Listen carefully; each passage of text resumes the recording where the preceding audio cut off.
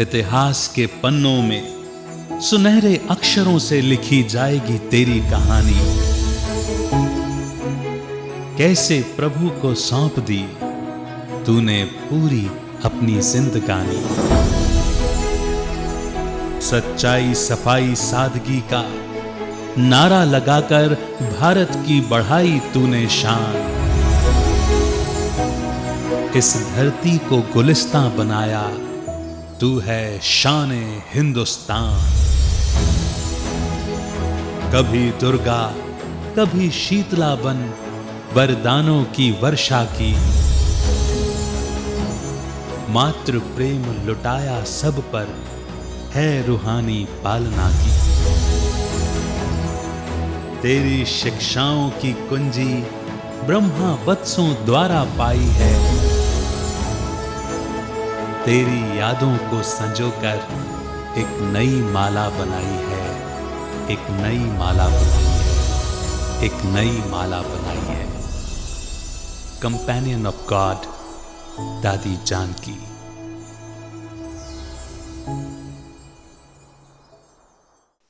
नमस्कार, ओम शांति। बहुत बहुत स्वागत है आप सभी का कंपेनियन ऑफ गॉड दादी जानकी कार्यक्रम में। प्रिय भाई बहनों, दादी जी का ईश्वरीय ज्ञान के मंथन में कितनी रुचि थी वो तो आप सब जान ही गए हैं। दादी जी अमृत वेले के बाद हमेशा ज्ञान के भिन्न भिन्न गहरे राजों को याद कर उन पर विचार सागर मंथन करके क्लास में भाई बहनों को सुनाती थी। इस तरह दादी जी ने अपनी शक्तिशाली मजबूत स्थिति बनाई थी। वे न केवल स्वयं इस विशेष ज्ञान के भोजन को हजम करती थी, बल्कि सभी को ही यह भोजन कराती थी। दादी जी के पुरुषार्थ से जुड़ी बातें हमारे साथ शेयर करने के लिए आज हमारे साथ है आदरणीय ब्रह्मा कुमारी कानन बहन। आप वर्तमान समय ब्रह्मा कुमारी के कोलकाता वेस्ट बंगाल सब जोन में संचालित सेंटर्स के इंचार्ज हैं। आपने भी दादी जी की बेहद पालना ली है। तो आइए सुनते हैं कानन दीदी जी से दादी जी के साथ के उनके अपने अनुभव। दीदी, आपका बहुत बहुत स्वागत है हमारे इस कार्यक्रम में। ओम शांति। ओम शांति। इससे पहले कि हम दादी जी के बारे में जानें, हम आपके विषय में जानना चाहते हैं कि आप इस संस्था के संपर्क में कैसे आए, और आपका तो बहुत बड़ा परिवार इस संस्था के साथ जुड़ा हुआ है। तो वो सब कैसे हुआ और आपने समर्पित होने का जो डिसीजन लिया वो कैसे लिया? ये भी एक कहते हैं ना ड्रामा, हर समय में इस समय भी मन में एक मजबूत रूप से लक्ष्य से रखती हूँ कि कुछ ऐसा ही परिवार में जन्म लिया। आध्यात्मिक वातावरण तो था ही, लेकिन उस आध्यात्मिक वातावरण के होते हुए भी मेरी कोई खास विशेष रूप से भक्ति की रुचि नहीं थी। प्रैक्टिकल लाइफ में मैं ज्यादा विश्वास करती थी। भले पूजा पाठ हो रहा है, सब कुछ हो रहा है, देखते थे, अच्छा लगता था, बुरा भी नहीं लगता था। लेकिन उसके पश्चात हमने देखा हमारी मम्मी डैडी जब इस ज्ञान में आ गए तो उनका ज्ञान का आने का आधार जो मैंने देखा वो भक्ति का ही था। मम्मी कहती थी जब भक्ति में हम सारा दिन ये गीत गाते हैं, विषय विकार मिटाओ पाप हरो देवा, लेकिन विषय विकार तो हटते नहीं। लेकिन जैसे ही हम लोग गाजियाबाद में उस समय रहते थे तो सेंटर खोला तो देखा उस समय कि जो भी दीदी थी उन्होंने इतना प्यार से मम्मी को डैडी को आत्मा का जब ज्ञान दिया, पवित्रता का ज्ञान दिया, तो बहुत दिल से अच्छा लगा। मेरा ख्याल मेरी मम्मी 35-40 साल के ही थे, लेकिन दोनों ही इस आश्रम के बारे में उस समय जो गलत फहमियां भी थी, हमने ये सुना तो उसको देखकर मम्मी कहती थी हम सुबह शाम दिन रात बे टाइम आश्रम में जाते थे, देखते थे कि आश्रम में क्या गलत होता है। या तो आश्रम को हटा देंगे, मेरे डैडी कहते, या हम लोग आश्रम में हम रह रहे हैं, हमें हटा दो इस आश्रम से अगर गलती है कोई। लेकिन आज तक मेरे फादर तो 93 की एज में ही बाबा के पास गए, तो हम लोग सभी मम्मी डैडी को ही देखकर इस ज्ञान के अंदर आए। तो पढ़ाई पढ़ाने का लक्ष्य रहा। मेजर की कोठी में साकार बाबा से हम मिले हैं जब दिल्ली में फर्स्ट टाइम बाबा आए। मम्मी के अंदर सेवा भाव भी था, तो सेंटर बहुत सिंपल होते थे। सेंटर में पंखे भी नहीं होते थे, तो हमारी मम्मी ने शुरू में अपना ट्रांसफर होने के पश्चात पंखा जब सेंटर में लगाया तो हम लोग जयपुर में ट्रांसफर हुआ, पूरा 10 कमरे का अच्छा सा फर्निश्ड घर। प्रैक्टिकल रूप में जब देखा तो मम्मी कहती देखो भगवान छप्पर फाड़ के देता है। बिल्कुल, हमने एक दिया, भगवान ने इतना सुंदर घर दिया। जी। और सबसे ज्यादा खुशी हुई कि जयपुर में जब आए तो माउंट आबू में साकार बाबा से मिलने का बड़ा अच्छा चांस मिला। जी, तो हम साकार बाबा से 8 या 9 साल के ही होंगे, जी। सब बहन भाई मिलने गए। जी, जी, और मिलने के पश्चात बाबा से तो बहुत ही अच्छा लगता था। जी। छोटे होते हुए भी ऐसा लगता था बाबा जो बोल रहा है, जो कह रहा है उसको हमें करना है। ये आज भी हम सब बहनें आपस में जब मिलती हैं बातचीत करती हैं, सब मिलते थे। जी, जी। जैसे बाबा ने कहा बच्चे 4 बजे योग करना, तो हमारे घर में 4 बजे रिकॉर्ड बजने लगता था, हम सब बहनें उठ के योग करते थे। जी, जी। बाबा कहते बच्चे राजा बनना है, तो उस समय जयपुर में किशनपुर बाजार में म्यूजियम बनाया था फादर जी, ने। जी, जी। तो हम लोग छोटे छोटे बच्चों को पर्चे बांट के आते थे। हाँ जी। जैसे वो छोटे बच्चे ऊपर आए, म्यूजियम ऊपर है, तो हम सबको पार्टी बजाए। जी, जी, जी। तो ये देखा कि अब सोचते हैं कि बाबा के कहने में बच्चों के प्रति जो शुभ भावना थी और शुभ कामना से जैसे ये बच्चे अच्छे बने, तो ज्ञान योग की इनकी फाउंडेशन बने, तो उस रूप से मन के अंदर वो विचार एक अनकॉन्शियस माइंड में कहीं रहे बहुत अच्छे से। जी, जी। तो जयपुर में हम 6, 7, 8 तक रहे थे। फिर ट्रांसफर फादर बैंक में रीजनल मैनेजर थे, ट्रांसफर होता था। जी। फिर दिल्ली ट्रांसफर हो गया। हाँ जी। थोड़ा सेंटर आना जाना उस समय कम हुआ। और साकार बाबा ही सुदेश बहन को हमारे घर में भेजा था कोर्स कराने के लिए। जी। जयपुर में इतना अच्छा बड़ा घर होने के कारण जयंती में, सुदेश में सभी दादियाँ हम लोगों से मिलने आती थी, तो सबके जो वाइब्रेशन मिले ना, जी। तो हम देखते कि वो इनडायरेक्ट हर एक के ऊपर बहुत प्रभाव किया। जी। अभी अंदर में समर्पण की भावना नहीं आती थी, हाँ जी। पढ़ाई करने का लक्ष्य रहता था, सब फैमिली में पढ़ाई अच्छे से सब किए हैं। जी, जी। तो उसके बाद जब मैं दिल्ली में आई, बीए किया, बीएड किया, उसके पश्चात सोचा कि अब आगे क्या करना है, तो दादियों के नज़दीक नहीं जाते थे जी। कोई भी दादी के, क्योंकि दादियाँ कहेंगी अब समर्पण हो, सेवा करो। जी, क्योंकि जी। मेरे से पहले जो हम 6 बहनें हैं, तो और बहनों ने जॉब किया, ये किया, सबका शादी हो गई, लेकिन मेरे को बिल्कुल भी संकल्प नहीं था। हाँ जी। ये प्रेरणा थी अंदर में कि खूब कमाई करेंगे, धन कमाएंगे जी। और ईश्वरीय सेवा में लगाएंगे। जी, जी। भाव ये था कि उस समय हम सेंटर बहुत सिंपल देखते थे, जी। सुविधाएं इतनी लाइफ नहीं, भी इतनी सुविधाएं नहीं थी, नहीं साधन थी, नहीं थे। तो जी। अंदर में लगता था कि धन कमा के सेवा करनी है। सेवा करनी है। जी। हमको याद है गुलजार दादी के शब्द, वो कहती थी नौकरी टोकरी की और गए, जी। मतलब दुनिया में गए, क्योंकि और बहनों ने की ना। हाँ, हाँ। तो वो सुनते रहते थे। और हमारे जो बड़े भाई गोपाल भाई है, वो तो समर्पित रूप, उनका तो अनुभव अलग ही है साकार बाबा के साथ। जी, जी। तो उनसे भी थोड़ा दूर रहते थे, वो भी कहेंगे सेवा करो। हाँ जी। हाँ। तो मैंने फादर का जब कलकत्ता में ट्रांसफ़र हुआ, तो एक जीवन का लक्ष्य बना लिया कि कलकत्ता बिल्कुल नहीं जाना। वहाँ निर्मल शांता दीदी साकार बाबा की लड़की रहती हैं, रोज सेंटर जाना पड़ेगा, वाइट ड्रेस पहनते नहीं हैं, तो ना भी नहीं कर सकते, हाँ भी नहीं कर सकते, ऐसा सा। फिर बीच में दिल्ली में ट्रेनिंग हुई, आशा बहन ने कराई, बोला ट्रेनिंग करनी है, साइलेंस में नहीं करनी है, क्योंकि ये भी मैं सोचती ये भी धोखा देना है, जो ट्रेनिंग कराएगा वो सोचेगा कि ये बहनें हमारी सेवा में आएंगी। हाँ, मम्मी डैडी सोचेंगे ये बहन अब बाबा की सेवा में जाएंगी, लेकिन मन का संकल्प तो नहीं है ना, अभी बिल्कुल नहीं था। तो मैंने अपने को एंगेज किया। बीएड के पश्चात कोई मुझे टीचर नहीं बनना था, लेकिन एक डिग्री ले ली, लेकिन एमएड का एग्जाम दिया, बैंक का एग्जाम दिया, पॉलिटेक्निक फाइन आर्ट का दिया, चौथा जॉब का।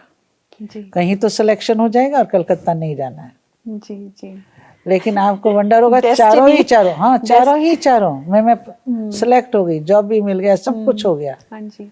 अब रहे कहाँ, उसकी भी एक कहानी। मैंने कहा चलो, मेरी एक मौसी जी आप लोग सब जानते हैं, बाबा के ही समय की थी, विमला बहन, वो दिल्ली में रहती थी, तो उनके पास रह जाएंगे या सेंटर पांडव भवन में रह जाएंगे, इंटरव्यू तो देना। तो मेरे को भैया के शब्द याद है, ये सेंटर कोई सराय थोड़ी है, जब तो इसकी मर्जी होगी रह जाएगी। तो मेरे का देखो कितना, मतलब अंदर से वो डिसिप्लिन वाली बात कहा। हाँ। फिर मम्मी ने कहा दिल्ली से माउंट आबू जाएंगे तो बहुत नज़दीक है, लेकिन कलकत्ता से फिर बाबा के पास जाने में तो टाइम लगेगा माउंट आबू में। तो हम सब फिर माउंट आबू गए जी। जब माउंट आबू गए उस समय बाबा आता था मेडिटेशन हॉल में, हाँ जी। और सुबह की मुरली चल रही थी, जी। और मुरली के समय कोलकाता की ही 108 की पार्टी आई हुई थी, ये और मैं हॉल में बिल्कुल कोने में पीछे बैठी, जिससे मेरे ऊपर किसी की नजर नहीं पड़ेगी। डेस्टिनी आपके साथ साथ थी। लेकिन उस समय पीछे मेरे को याद है मुरली प्रकाश मणि दादी ने पूरी कर दी थी, और दादी ने पूरी मुरली होने के पश्चात कहा कि बहुत सेवाएं हैं, बहुत बच्चे सेवा कर सकते हैं, चाहे 1 महीना करें माताएं, 2 महीना करें, तो सेवा के ऊपर दादी कुछ क्लास करा रही थी। तो जैसे एक पिक्चर सी आई कि राइट टाइम है, राइट एज है। 21 साल की थी मैं, जी। दादी उधर क्लास करा रही है, ये मेरे अपने ही विचार चल रहे हैं, और पता नहीं दादी का क्या सेवा करनी है किसी को से, तो मेरा तो अपने आप हाथ खड़ा हो गया। वो हाथ खड़ा होना, दूर से प्रकाश मणि दादी ने तुरंत स्टेज पे बुलाया, बुलाने के बाद सब कुछ समर्पण कर दिया जी। शाम को, उस समय 1 सितंबर 1975 है, और शाम को बाबा आए। बाबा आने के बाद प्रकाश मणि दादी हमारी सारी फैमिली, मम्मी डैडी सब बैठे हुए हैं। तो बाबा ने से बताया, जैसे बताते हैं कि ये समर्पण का प्रोग्राम है, और मैंने मम्मी को कह दिया था कि कोई भी समर्पण में मुझे दिखावा नहीं चाहिए, जैसे कोई करता है ना, जो आपको करना है, जैसे करना है, बनमोहनी दीदी से संपर्क था वैसे ही आप करना। बैठे हैं बाबा के सामने, तो बाबा ने यही महावाक्य बोले कि बच्ची का समर्पण फैमिली समर्पण है, पूरी फैमिली ही समर्पण है, क्या बच्ची का समर्पण समारोह। बच्ची ने हिम्मत रखी है, मदद साथ है, हाई जंप लगाया है, कोई रोड़े पत्थर आने वाले नहीं। मुझे ये याद भी है कि कैसे मैंने लिख लिए थे, मुझे याद नहीं। उस समय मुझे ना ये मालूम था हिम्मत क्या है, मदद क्या है, हाई जंप किया है, कुछ में नॉलेज नहीं, बस बाबा के वरदान सुन लिए। और बाबा ने ये रिंग भी बाबा ने अपने हाथ से पहनाई। जी। फिर प्रोग्राम दिया, बच्ची परिवार सहित परदादी के पास जाएगी, ये नहीं कहा कलकत्ता जाएगी। अब सोची कलकत्ता में जो कि कलकत्ता में कैसा होगा, मछली की बदबू, क्या क्या मैं सोचती थी, अच्छा नहीं लगता था स्मेल से ऐसे। तो परदादी के पास, और हंसी की बात कि हम मम्मी को कहते हम क्यों समर्पण होंगे, इतनी 6-6 मीटर की साड़ियाँ कौन धुलाई करेगा। जी। ये बहुत बड़ा बंधन लगता था, इस सेंटर में तो सब काम अपने आप करने पड़ेंगे। तो मैं जब पूजा के समय दीदी ने मुझे कलकत्ता एल्गिन रोड सेंटर में जब गई, तो मैंने वहाँ क्या देखा कि वहाँ तो नौकर भी था हरी, और धोबी भी था, तो मुझे 6 मीटर की साड़ी धोने का भी बाबा ने मुक्त कर दिया। ये भी एक मैं बहुत सूक्ष्म सब सोचती हूँ, कितनी बड़ी बात है कि जब बाबा को मुझे लेना है, और मेरी नेचर और देखकर बाबा ने मुझे अपना बनाया। दूसरा, मेरे से तो बहुत मोटी मोटी रजाइयाँ जो ओढ़ते थे ना, तो नहीं ओढ़ी जाती थी, उठती ही नहीं थी। तो हमारी बहनें कहती है बाबा ने अच्छा कलकत्ता में बुला लिया, यहाँ रजाई होने की जगह बढ़नी पड़ेगी, हल्के होकर। बड़ा अच्छा, मतलब ये लगता है कि कितना सूक्ष्म बात है। तो उस रूप से मेरा कलकत्ता का अंजल था। मैं हर बहन भाई को बोलती हूँ, कहीं भी किसी भी समय कहाँ भी जाओ, 1 दिन की जगह हो सकता है कई बार हम लोग 4 दिन रह जाते। तो बहुतों को ये गलत फहमियाँ भी उस समय मैं सुनती थी कि ये बहन यहाँ नहीं रह सकती, वो बहन वहाँ नहीं रह सकती, ऐसे ऐसे कोई कुछ बोलते। जी, तो मैं कभी इस चीज़ पर विश्वास नहीं करती थी, क्योंकि मेरे हेल्थ के हिसाब से मैं दिल्ली वगैरह सोच रही थी, और मैं आ गई कलकत्ता। तो मेरा अंजल कलकत्ता। फिर उस समय फिर 3 सुखिया का प्रोग्राम हुआ। हाँ जी, बड़ा मेला हुआ था, सब गए थे। बड़ी हम आगे पूछने वाले थे, वही था जो दादी जानकी से आप मतलब कैसे नहीं, मिले? उस पहले उसमें नहीं मैं मिली, पहले तो मैं सेवा करने चली गई थी, बीएड की हुई थी। जी। तो 3 सुखिया में चाहते थे, अशोक गावा थे सबकी, उनकी वाइफ भी टीचर थी, बहन सेवा करे ये। तो वो मेरा ने नहीं सोचा, मेरे को नौकरी करने का दिल नहीं था। जी। तो पहले बहुत जगह बड़े बड़े मेले ऑर्गेनाइज होते थे। हाँ जी। तो उस समय 3 सुखिया में जानकी दादी गई। वैसे तो हम बचपन में आते थे माउंट आबू, तो दादी से मिलते थे, देखते थे, लेकिन इतना नजदीक नहीं जाते थे। सोचते थे ना कहीं समर्पण हो जाओ, डर लगता था। हाँ, डर, संकोच होता था। और दादी तो डर नहीं, संकोच होता, अथॉरिटी भी थी दादी ना, जानकी दादी थोड़ा। क्लास भी बड़ी स्ट्रिक्ट कराती थी ना, इसीलिए। निर्मल शांता दीदी जैसे सहज रीति फ्रेंड जैसे थे हम। और दादी से शुरू में हमको ऐसा लगता था कि स्ट्रिक्ट टीचर है। हाँ जी। जैसे बड़ी दीदी भी थी, हम देखते थे जरा भी लेट आएंगे तो अच्छा कहाँ थे, पढ़ाई पर अटेंशन था, बहुत पालना ली बड़ी दीदी की। तो जानकी दादी का साथ जब मैं फर्स्ट टाइम कहीं जाना था, दादी को निर्मल शांता दादी को जाना था, जी जी। कोई कारण से वो नहीं गई, तो मेरे को दीदी ने कहा निर्मल शांता तुम जानकी दादी के साथ जाओगे? मैं कहा हाँ। ये एक मेरे लिए वरदान हो गया, जो हम जिसको जिस रूप में देखते हैं जी। वो हमेशा वैसा नहीं होता नहीं है। बिल्कुल जी, नहीं। बिल्कुल बिल्कुल। ये चीज मैं सबको प्रेरणा देती कि जितना हम उनके नजदीक जाते हैं तब उनके अंदर की क्वालिटीज को देख पाते जी हैं। बिल्कुल बिल्कुल। तो मेरे लिए बहुत बड़ा सौभाग्य था। हाँ जी। जानकी दादी के साथ जब गई, गुवाहाटी गई थी, और गुवाहाटी में जहाँ दादी ठहरी थी मैं वहीं ठहरी थी। हाँ जी। और बिल्कुल जैसे एक माँ अपने बच्चों को संभालती है ना, हाँ जी। मैं भी तो छोटी थी, उसी रूप से संभालना, जी। हर बात का ध्यान रखना। मैं उनका ध्यान नहीं रखती थी, वो मेरा ध्यान रखती थी। जी जी। तो ये मेरे को बहुत चोरी, अच्छा क्या कुछ चीज जरूरत है, कैसे है, हर तरह से। और फिर उनकी दिनचर्या भी मैं देखती थी कि वहाँ से हम 300 फिर डिब्रूगढ़ गए। तो जैसे आज भी दादियाँ हमको सिखाती हैं, कहती थी कि एक्यूरेट दिनचर्या। जी। मैंने दादी को जो मॉर्निंग में जा रहे हैं, गाड़ी में भी बैठ के देख रहे हैं, मुरली पढ़ रहे हैं। हाँ। हमारे उन्नति का आधार मुरली है। तो दादी को मैंने बहुत प्यार से गाड़ी के मॉर्निंग में भी 6 बजे एकदम हाथ में मुरली पढ़ते हुए देखा। मतलब हर समय को सफल करना। हाँ सफल नहीं, मॉर्निंग का टाइम मुरली का है, पढ़ाई का है। जी। जैसे जो टाइम भोजन लेने का उसी टाइम भी भोजन करना चाहिए ना। हाँ जी। तो ये विशेषता मैंने उस समय देखी एक माँ के रूप में। यही विशेषता मैंने बड़ी दीदी मनमोहिनी बहन से भी, दादी से भी दर्जे थे, तो उनके साथ पंजाब टूर किया, बहुत नजदीक पाला। तो हर दादियों के दिल में जैसे साकार बाबा के अंदर हर बच्चे के प्रति, चाहे गरीब हो, चाहे अमीर हो, चाहे बड़े घर की हो, चाहे छोटे घर के, कोई भी माता बहन भाई, मैंने जो बहुत नजदीक से देखा, दिल का प्यार है जी जी। जो दिल तक पहुंचता है। जी जी। ये चीज मैंने विशेष दादी से अनुभव किया इस 300 के रूप में।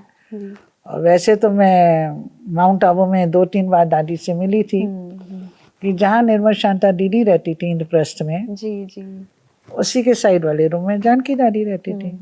तो हम तो कोई भी क्वेश्चन या प्रश्न होता था, हमारे पास दादी हैं, हाँ जी, तो हमें कोई दूसरी दादी से पूछने का ऐसा संकल्प भी नहीं आता था। लेकिन दादी देखती थी मुझे चलते फिरते, हमारा क्रॉस करी, मैं अपने आप तो जाती भी नहीं थी। ये तिनसुकिया के एक्सपीरियंस के बाद है? बाद। अच्छा। तो मैं समर्पण हो गई थी ना। जी जी। तो उस समय माउंट आबू तो जहाँ नहीं होता, साल में 3 बार 4 बार आते थे। हाँ जी। तो दादी देखती थी, ये मिलने नहीं आती है, ओम शांति भी नहीं करती थी, बस क्रॉस करके जल्दी से कि बुलाएंगी, बैठेंगी, पूछेंगी, थोड़ा संकोच से। पर जब भी उन्होंने मुझे बुलाया तो बहुत अच्छे अच्छे ज्ञान की बातें सुनाई। और कई बार बुलाती, चलो चैम्बर है, 3-4 बहनें बैठ के भी सुनाती थी। हाँ जी। तो वहाँ मैंने देखा, एक बार मुझे बहुत सुंदर बात बोली कि देखो तुम लोग विश्व रतन दादा को जानते हो, हम तो जानते थे, तो योग क्या है? वो योग का मतलब है एक्यूरेट कर्म करना। वो जो भी काम करते थे वो एक्यूरेट करते थे। कोई भी काम ऐसा ना हो जो दूसरे का व्यर्थ संकल्प चले। जी। कई बार हम ऐसे कर्म कर लेते हैं कि भाई आपने यहाँ डायरी रखी, मैंने उठा के इधर उधर रख दी। जी। अगर आपने मुझे टाइम दिया 6 बजे का, मैं आ रही हूँ 6:30 बजे, तो आधा घंटा आपके आ रहे हैं कि आ रहे नहीं, संकल्प चलेगा ना। हाँ जी। अगर किसी कारणवश नहीं आ रहे तो फोन करो, समाचार दो। मैं भी सोची हूँ, तो ये शब्द मुझे बड़े अच्छे लगे कि हर काम समय पर एक्यूरेट करो, यही योगी आत्मा है। योग का जैसे गीता में भी लिखा ना, योगा कर्म कौशलम, और तो कुछ नहीं है। योग मतलब बैठना नहीं, लाल लाइट जला के बैठ गए, बैठे और व्यर्थ संकल्प में नहीं। योग का मतलब हम अंतर आत्मा से अपने आप को चेक करें कि हम सारा दिन में कितने एक्यूरेट कर्म करें। जी जी। तो मैंने तो दीदी दादियों से एक्यूरेट दिनचर्या का पार्ट देखा। तो मेरा ये भी एक सेंटर में रहते हुए विचार था कि कभी भी किसी से भी व्यर्थ बातों में नहीं जाना है। हाँ जी। कोई सुनाएगा भी तो सुनना भी नहीं है। जी जी। लेकिन इस पर भी दादी कहती थी नहीं, सुनना तो पड़ता है कई बार। हाँ जी, हाँ जी। लेकिन सुनने की भी एक बहुत बड़ी अच्छी बात याद आई कि मैंने कहा दादी आप कैसे सुनते हो? बोला जैसे डॉक्टर को कोई पेशेंट कोई बीमारी के बारे में बताएगा, तो बताते समय मैं डॉक्टर समझ के सुप्रीम डॉक्टर से उसका इलाज पूछती हूँ जी, इसको क्या बोलूँ, क्या सुनाऊँ। समझ गए ना कि भैया आपने कोई प्रॉब्लम बताई है, हाँ जी। तो सुन भी रहे हैं और सुनने के साथ माइंड साइलेंस में सोचें शिवा में इसको क्या सुना है। ये बहुत पहले दादी ने बताया, मुझे ये कितनी पॉइंट बहुत wonderful अच्छा बात लगा। है जी, बहुत अच्छी बात है, वो कि गहराई जैसे वाली एक बात डॉक्टर है। भी होता है हाँ, कि पेशेंट आता है तो वो सुन रहा है, लेकिन उसके माइंड में दवा चलती है कि कौन सी दवा इसको देनी है, और देने के सोल्यूशन बाद भूल चलता है जाता उसके है। हाँ। दिमाग में, मतलब प्रॉब्लम को बढ़ाता नहीं है, कम करने का। और वो उसके बाद भूल भी जाता है। हाँ जी नहीं तो दादियाँ इतना सबका समाचार सुनेंगी तो मन में ही रह जाएगा। जी, बिल्कुल बिल्कुल। तो ये चीज मुझे बड़ा अच्छा लगा कि सुनने का तरीका न्यारा प्यारा होकर, हाँ, डिटैच होकर, detach साक्षी होकर। दृष्टा। हाँ जी हाँ जी। और बाबा से उसके लिए पूछें, हम्म। और जो बोले मैं इंस्ट्रूमेंट हूँ, लेकिन बाबा उस आत्मा के लिए जो बोलवाए, जो बोले वो उसके लिए वरदान हूँ। मैं भी ऐसा सोच के बोलती हूँ, जब से ध्यान रखती हूँ कि वो आत्मा हमें सुना रही है, लेकिन सुन बाबा रहा है। जी बिल्कुल। तो हम लोग जो साथ में छोटे होते हैं, हमें थोड़ी जानते हैं बाबा किस आत्मा के द्वारा क्या सुन रहा है। तो कई बार दादियाँ किसी की बड़ी हिस्ट्री बड़े आराम से सुन रही हैं, और हम व्यस्त चलाते कि ये क्यों सुन रही हैं।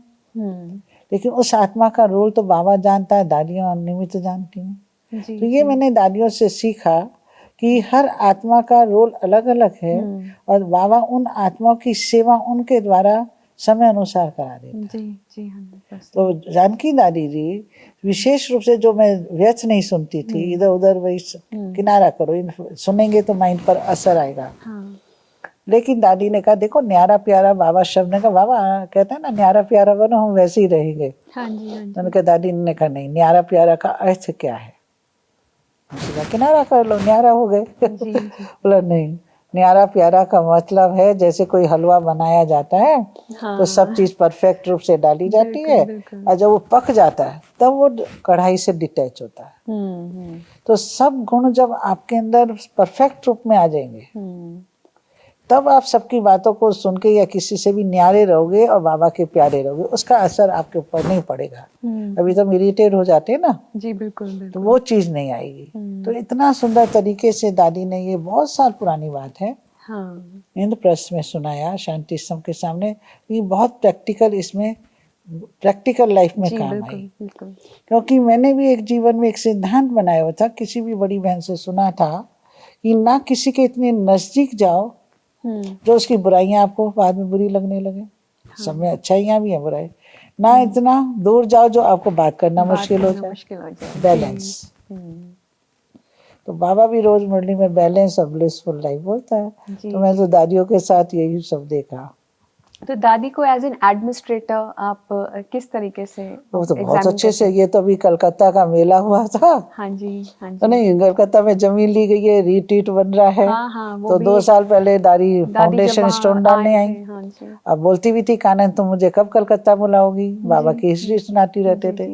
हम सोचते थे, तो बस ये भी एक बहुत बड़ा ड्रामा में रोल रहा। दादी होके गई, और जिस स्थान पर बाबा का रिट्रीट आमतल्ला में बन रहा है, डायमंड हार्बर रोड की तरफ, तो जिस स्थान बिल्कुल मनमोहिनी कॉम्प्लेक्स जैसा है। अच्छा। पहले ही किसी का जो भवन वहाँ रिसोर्ट बना हुआ है, वो आत्मा निमित्त बनी, उसके पीछे ही जमीन ली। जी। तो मैंने एक प्रोग्राम वीआईपी का रखा था, जी 500 वीआईपी थे कलकत्ता में फर्स्ट डे। और जो टॉपिक रखा था, तो दादी जब स्टेज पर आई, रजनी बहन भी थी, मानसा बहन भी थी, तो दादी उठ के सबसे पहले टॉपिक पीछे देख रही है।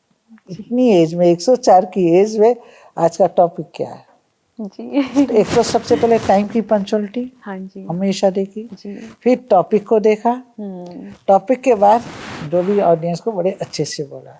फिर कोई बीच में कुछ बोल रहा था, दादी ये तो हाँ जी, आप कहेंगे कि जो हमारे पहले रेलवे मिनिस्टर थे दिनेश त्रिवेदी जी, वो भी थे। हाँ। जब प्रोग्राम पूरा हुआ, बाद में आके देखा दादी को हमने देख लिया। ऐसा एडमिनिस्ट्रेटर कोई नहीं होता, जो उन्हें बोलना है, जिस तरह से बोलना उसी तरह से टॉपिक को बोला। डायरेक्टली दादी मतलब इतने उससे बोलते थे, अथॉरिटी से, और इतने एकदम। प्यार होता था उसमें। और जो सुनाना है, जो बोलना है, जो कहना है। हाँ। एक बार मुझे याद है, माउंट आबू में 1:30-2 बजे मैं दिन दोपहर के टाइम मिलने गई। उस समय कोई नहीं मिलता, खाना पीना सब पूरा 3 बजा होगा, 1:30। तो मैंने कहा, दादी आप 3 बजे क्या कर रहे हैं?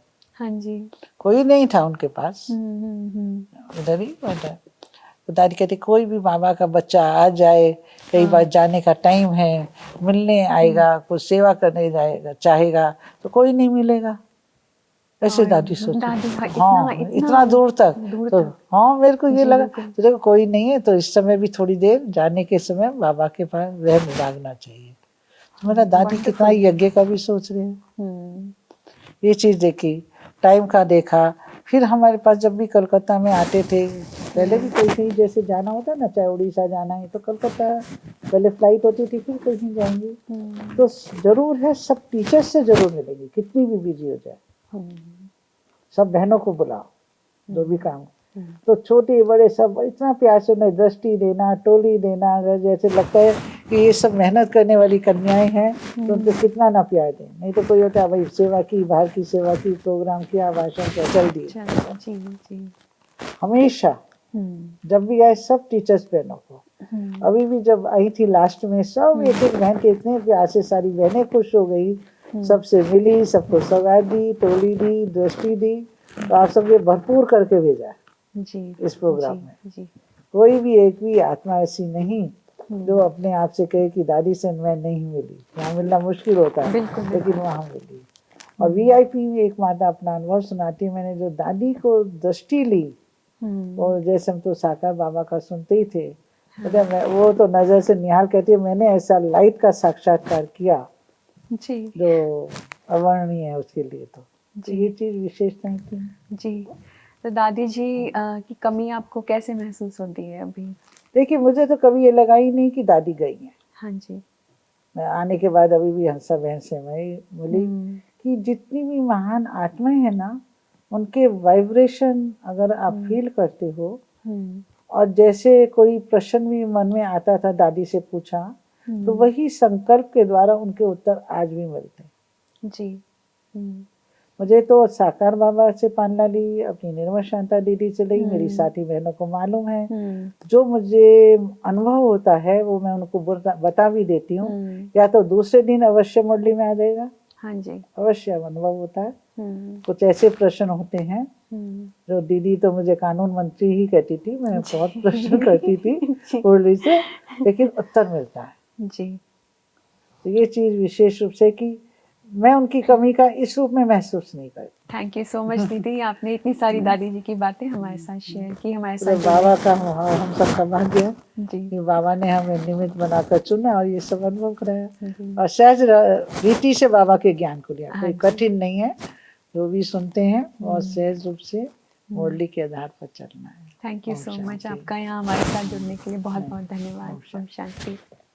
दर्शकों, दादी जी को यह विश्वास था कि जिस चीज की सेवा अर्थ जरूरत है वह चीज या साधन मिल भी जाएगी, और उसके लिए पैसों की भी जो आवश्यकता है उसमें भी कोई का सहयोग प्राप्त हो ही जाएगा, क्योंकि यह कार्य ईश्वर का है और ईश्वर अपने काम में विघ्न आने नहीं देंगे। इस विश्वास और दूरदर्शिता के साथ दादी जी को विश्व सेवा के नित्य नए नए अनुभव प्राप्त हुए, जिनको हम प्रत्यक्ष रूप में आज देखते हैं। दादी जी के विषय में हम सुनते रहेंगे और भी गहरे अनुभव और बातें हमारे अगले एपिसोड में देखना ना भूलिए। आज्ञा लेते हैं। नमस्कार। ओम शांति।